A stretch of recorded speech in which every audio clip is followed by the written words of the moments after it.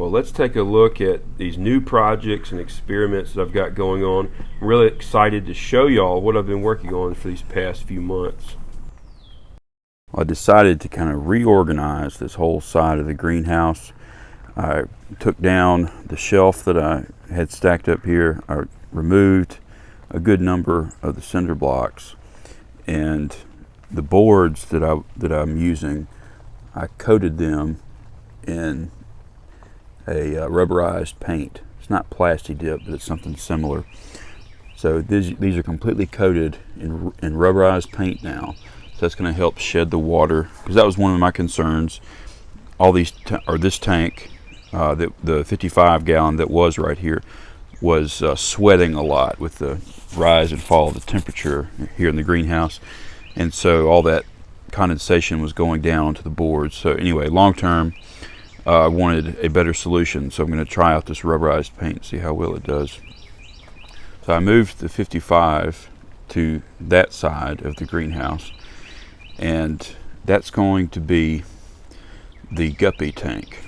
So I'm trying to move guppies out of the stock tank, and I'll tell you why in a minute, and move them into this tank. This 55 gallon tank is now going to be specifically for the guppy colony. So I'm moving them out of the stock tank now that I have goldfish in there. And over time, as the goldfish grow, I'm expecting that they're likely going to start eating the guppies and the water wisteria. So I'm moving most of the guppies out, and I'm propagating the water wisteria in this new tank. And this gives me a chance to enjoy these fish more. I mean, they're great fish for a pond in some ways, but you just don't see the colors as well from the top down. The duckweed and the frog bit are going to add that swampy feel to this tank, which is what I want. And to manage this duckweed, I just remove handfuls of it when it gets to be overgrown, and I throw it back into the stock tank for the goldfish to eat. So many people hate duckweed and consider it like an invasive weed, but it's really a valuable resource. It's very nutritious for goldfish, or if you're growing tilapia or catfish in a hydroponic setup, it makes a great free food source. So I just throw the excess duckweed in the goldfish for the goldfish to eat, and I use that water for all these plants. The substrate in this tank is just a bunch of leftovers I had lying around. Lava rock, kitty litter, fluval stratum, sand, pea gravel, just all mixed together. This gives me a chance to put it to good use and not just let it take up space in storage. The dominant riparian plants are going to be this monstera, which is still pretty young, and it's got a bunch of adventitious roots coming down. I'm trying to drape those roots over across the tank and kind of let them grow down through the water column. And I also plan to have some understory plants like the spider plant, Hemagraphis, polka dot plant, and some others. And I'm just going to start as some cuttings. And I'm trying out some red mangrove, which is going to grow on this left side. And right now they're still in quarantine, but I'm going to add them later this month. I think it'd be cool to get those roots coming down. These mangroves are just stuck in some closed cell foam pieces, which are just floating on the water. This works out pretty good just to get them acclimated to the new water and get them to begin rooting. And until they send out those prop roots down to the bottom where they can hold themselves up. And that's about the time I'm going to be moving them over to the bigger tank to keep them going. I put a few guppies in these quarantine tanks just to help get these mangroves started. And I'm noticing there's a female with some bright red on her tail, which I really like. I'm going to be sure to put her back in the colony tank. I definitely like to see that kind of color trait, especially in the females. Hopefully we can keep that going. This 29 gallon is going to be my white cloud minnow tank.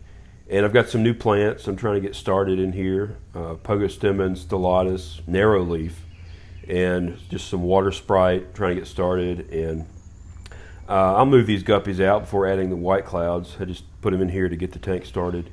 That's a good thing about having a guppy colony is you always have some small fish to add to a new tank to help get it cycled, help get it going. But I've got this rock pile in here to help protect white cloud minnow eggs, so hopefully I can get them breeding successfully in here. and as the plants get thicker and the tank gets more established. Setting up this table differently so that it's now more of a tank stand, I feel like it makes more efficient use of this space, and it's not taking up as much horizontal space out into the aisle section of the greenhouse. Now, a lot of the plants that I had along this wall previously, I've consolidated now into some boxes. So I've got plants in this box, then on this other side got more boxes.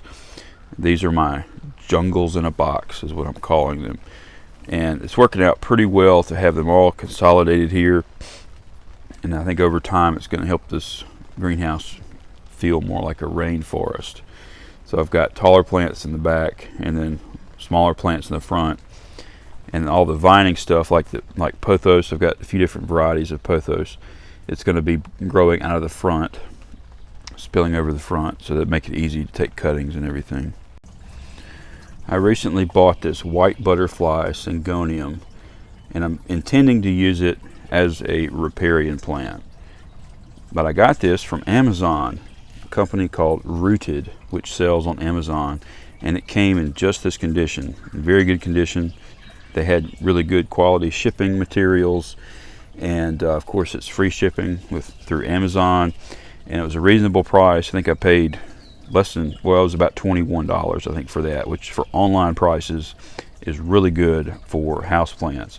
And they have a good variety of houseplants that can also be used as riparian plants. I now have this and a few other plants from Rooted, which are on my Amazon store, so be sure to check those out if you're looking for plants at a decent price online. This blue tub is where the white cloud minnows are currently, and eventually I'm going to move them back over to the 29 gallon. But for now they're in here, and I'll probably try to move them in May or so. We'll see if there's any fry. Now when I transferred the white clouds to this tub, I did find some fry which are separated. They're currently in this bucket. This bucket is full of Marimo moss and some Java fern, and so I thought that would be a good spot for the fry to grow up a little bit. Once they get big enough, I'll put them back with the original group. So the stock tank, I've moved a lot of plants back over to the stock tank that were in the 29 gallon. So hopefully this game of musical plants will come to a conclusion with this new reordering of the greenhouse.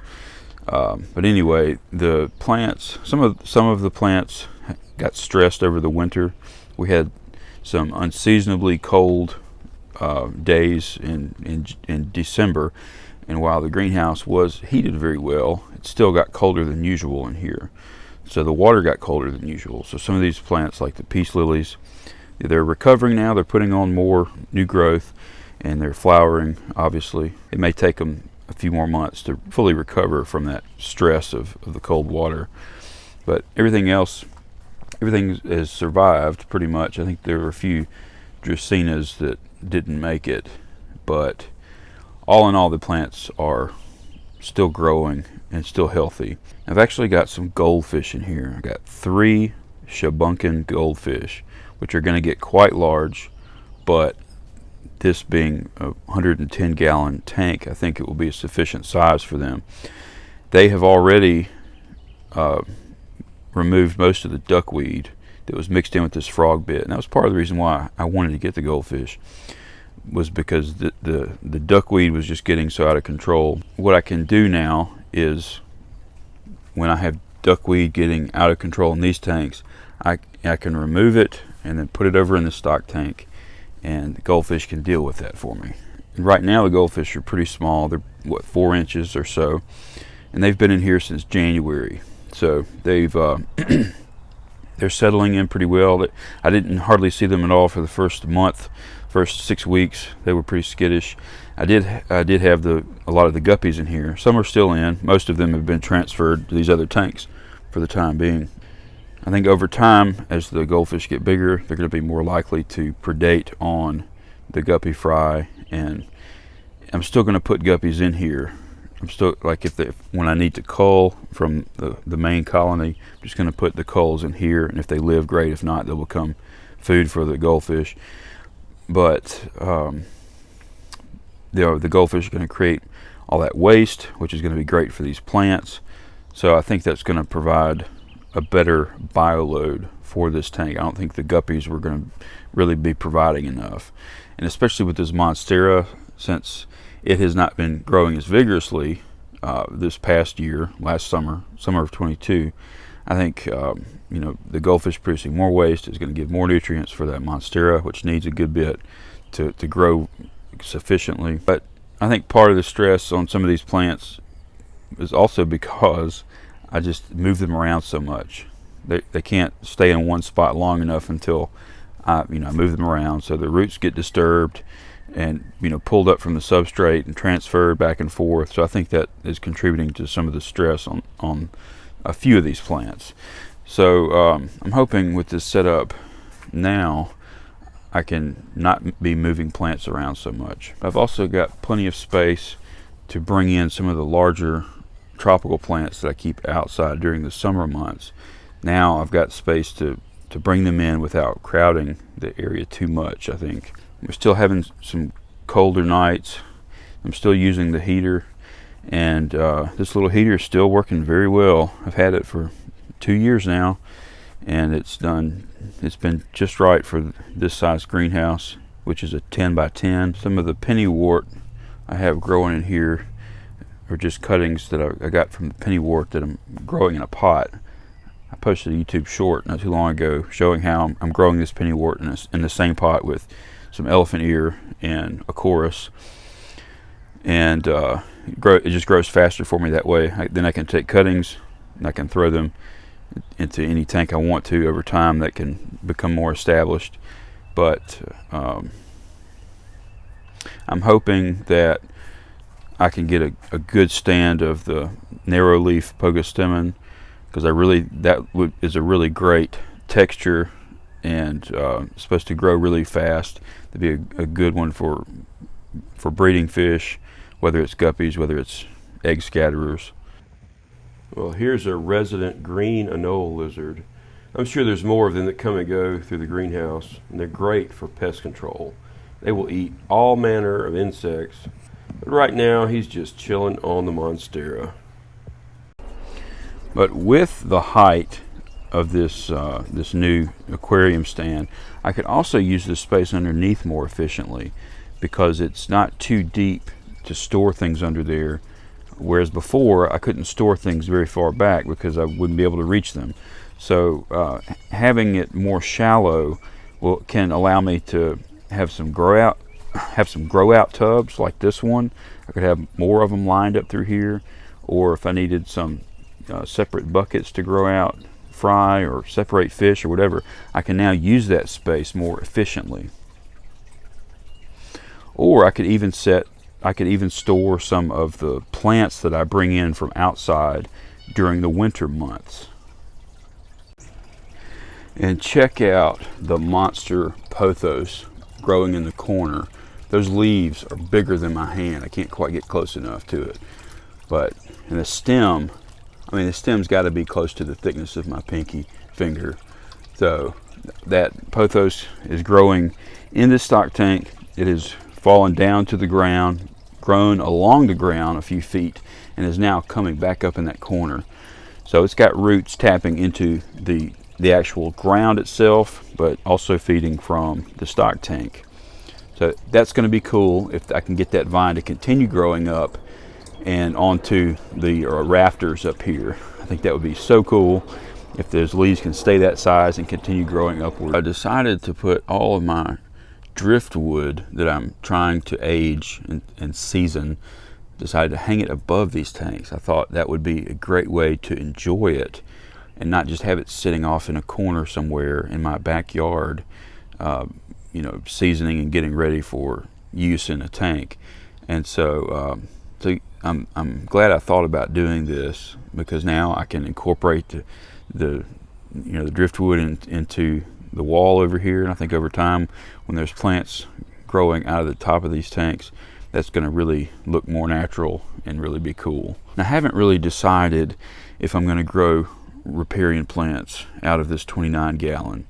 I mean, I'm sure I will eventually. I just can't seem to help myself. But I would like to, at some point, just have tanks that are just dedicated to submerged aquarium plants. I may end up just doing that with the 10 gallons once these mangroves get transferred to the 55. I may just dedicate the 10 gallons to growing aquatic plants at this time. But they can also serve as, extra tank for any fish fry or quarantine tank or something like that. Start using the pump that's in this stock tank as part of the watering system for this greenhouse. So I've got hose hooked up to the pump and one outlet, and so now I can water all of my greenhouse plants, I can water all these tropicals. And at some point I think it'd be cool to have like a misting system that runs through the entire greenhouse along the roof and just mist the whole place like during the summer months. I think that would be really cool. But anyway, this helps to make kind of a water change system more efficient for the stock tank, because I'm using the water for something beneficial. It doesn't take extra work to do it. It's convenient, and then when it gets low, I can just top it off with some of the tap water that's conditioned, of course. So anyway, I think this helps to make this greenhouse run a little bit more efficiently, make good use of the resources that are in this space. So I still need to do some cleaning up in here. I've still got some clutter going on, which is so hard to prevent. But I think all in all, this revamping of the greenhouse is going to give it more functionality, make it more efficient, help me use the resources that are in here, like the tank water. I also used that tank water to, when I first set up these tanks, to add to the water volume, so that it's already got seasoned water. It's going to help cut down on the cycling time and all that. So the 10 gallon tanks have 100% stock tank water in them, but the 29 gallon, 55 gallon have probably 20%. Well, be sure to check out the new Riparian plant section on my Amazon store. These are plant varieties that I grow in my tanks and I highly recommend for you. Thanks for stopping by, checking out the greenhouse. I look forward to giving you updates as things progress. I'll see you next time.